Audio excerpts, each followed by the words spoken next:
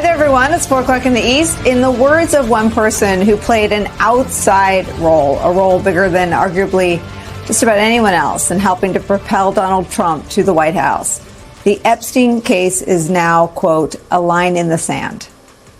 Joe Rogan, whose last-minute endorsement of Donald Trump back in November generated endless political debates among Democrats about whether Kamala Harris should have gone on his show, wondering if it would have been determinative in November's outcome. That guy, Joe Rogan, is out with a crystal clear warning for Donald Trump that Trump's evasiveness and Trump's gaslighting on the Epstein case is hurting his credibility now on everything else. Watch. Hold up, this isn't just about Epstein anymore. Joe Rogan, the king of podcast populism, is putting Trump on blast. If he's turning the heat up, you know this scandal's got legs. This is a line in the sand. Yeah. This one's a line in the sand. Yeah. Because this is one where there's a lot of stuff about, you know, when we thought Trump was going to come in and a lot of things are going to be resolved. Yeah. We're going to drain the swamp. We're going to figure everything out. And when you have this one hardcore line in the sand that everybody had been talking about forever, and then they're trying to gaslight you on that. Remember when Trump said he'd drain the swamp? Rogan's basically saying the swamp came with him. How's that for irony? Rogan also ripped to shreds the defense that Team Trump has argued and played on his show. Here's what he said about FBI Director Kash Patel's appearance on his show last month. The Epstein stuff is so crazy because when Kash Patel was on here and he was like, there's nothing. And I was like, what are you talking? Yeah. I didn't even know what to say. My thought was, and people are like, why didn't you push back more? My thought was like, I'm just going to put this out there and let the internet do its work. Because there's nothing I can. The guy's saying there's no tapes, there's no video. That doesn't make any sense. Everyone knows it doesn't make any sense. The whole thing was nuts. And then he's like, well, we have a film. We're going to release that film. And the film has a minute missing from it. Yeah. Like, do you think we're babies? Like, what is this? Wait, a film with a missing minute? In what world do missing tapes help clear your name? Nixon tried that move, and we know how that ended. So much to unpack there, right? But part of the reason that Rogan said that Epstein is a, quote, line in the sand, part of what he argues, part of what the complaint is centered around, is that Donald Trump is now at the center of so many more unanswered questions that seem to multiply with every comment Trump makes. On Monday, Trump said this. Audience check-in. Trump claims he cut off Epstein because he stole people from him. What does that even mean? Employees? Friends? Something darker? Drop your theories below. For years, I wouldn't talk to Jeffrey Epstein. I wouldn't talk because he did something that was inappropriate. He hired help. And I said, don't ever do that again. He stole people that worked for me. I said, don't ever do that again. He did it again. And I threw him out of the place, persona non grata. I threw him out. And that was it. I'm glad I did, if you want to know the truth. And by the way, I never went to the island, and Bill Clinton went there supposedly 28 times. I never went to the island, but Larry Summers, I hear, went there. He was the head of Harvard. And many other people that are very big people. Nobody ever talks about them. I never had the privilege of going to his island. And I did turn it down, but a lot of people in Palm Beach were invited to his island. In one of my very good moments, I turned it down. I didn't want to go to his island. I never had the privilege of going to the island. Excuse me? Since when is that a privilege? Either Trump picked the worst possible word, or accidentally said the quiet part out loud. What? They break up as friends because he, quote, stole people from him? People are property?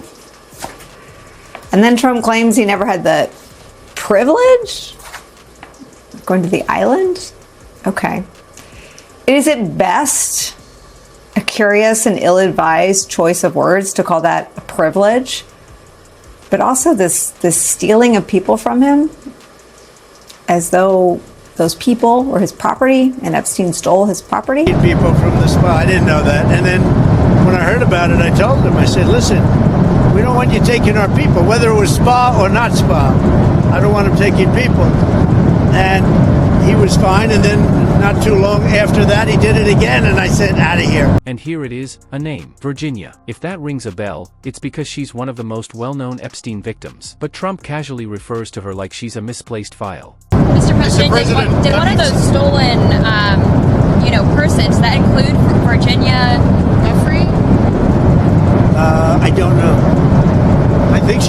the spa. I think so. I think that was one of the people. Yeah. He stole her. And by the way, she had no complaints about us, as you know. None whatsoever. What year is it? What are we talking about? Trump is talking in that sound you just listened to about a victim named Virginia Giuffre.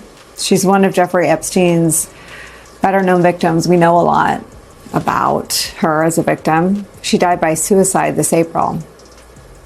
In the midst of all this, Trump is trying to refocus attention on here's how the new narrative. Here's the pivot. Trump tries to sell us a new narrative, that Epstein's files, the ones used to convict Ghislaine Maxwell, are a hoax. So, are we rewriting courtroom verdicts now? That Joe Rogan, for one, isn't buying, goes. The files created by the investigators that sent Ghislaine Maxwell to prison and before he committed suicide, Jeffrey Epstein to jail, those files are a hoax. But Ghislaine Maxwell, who was convicted, will sing us about stealing Virginia Giuffre. The timeline doesn't add up. It doesn't reflect any of the reporting that I've seen. And also, Donald Trump was deposed by one of the victims, the lawyers for the victims, Brad Edwards. And when he told the story, it was over real estate. It was over a piece of property, Palm Beach waterfront property. They got in a bidding war. And because of it, Trump had to pay more. He ended up having to pay over $40 million for a property ironically called the House of Friendship. And he was furious at Epstein. He called him up and he cursed him out over it. And that was the end of their friendship. And that was in 2004. It just doesn't line up. And it doesn't make any sense at all. And if you could just remind us, I mean, Trump has either been reminded or remembers Virginia. Tell us her story.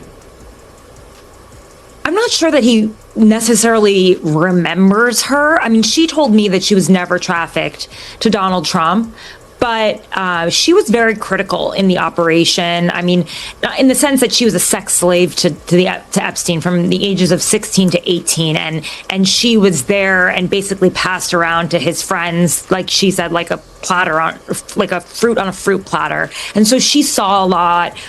She traveled all over the world with him. She's all over the flight logs with all of these powerful men. She was trafficked to powerful men. Maxwell's sexual abuse of these girls, are they unaware of it? Do they not believe it? I mean, she sounds like the sexual abuser that Epstein was. It's like, exactly. It's like they don't want to hear these stories. I just interviewed Annie Farmer for my podcast, and Annie was very explicit in explaining this. She testified in the case about how she would have never ended up there. Glenn literally got on the phone with Annie Farmer's mother and convinced her that it was okay for her daughter to go to this ranch, Zorro Ranch, because she had promised them that they were going to pay for the tuition for their daughter. I mean, this is, they preyed on children. The houseman that I spoke to for Epstein, Juan Alessi, he worked for him since the 1990s. He said that their ritual was to drive around and for Ghislaine Maxwell to look for 3 girls for Jeffrey Epstein per day to satisfy his needs. I mean, this is a predator. And then once she got them in the door, she was involved in the sexual acts. And I don't think they want to hear this. They want to create the impression that she is somehow absolved of all of this. All of these girls, especially the young ones, they have the same exact story because it was Ghislaine and the grooming of a woman bringing them in. They would have never showed up on a 50-year-old's doorsteps if it wasn't for an adult, posh woman who did not look like a madam. I mean, she's wearing Ralph Lauren. She went to Oxford. Her father was a press baron. He owned the New York Daily News, the Daily Mirror. Let that sink in. Girls lured in by a woman in designer clothes, polished charm, and elite connections. That's how monsters operate in plain sight, not with horns, but with Harvard degrees.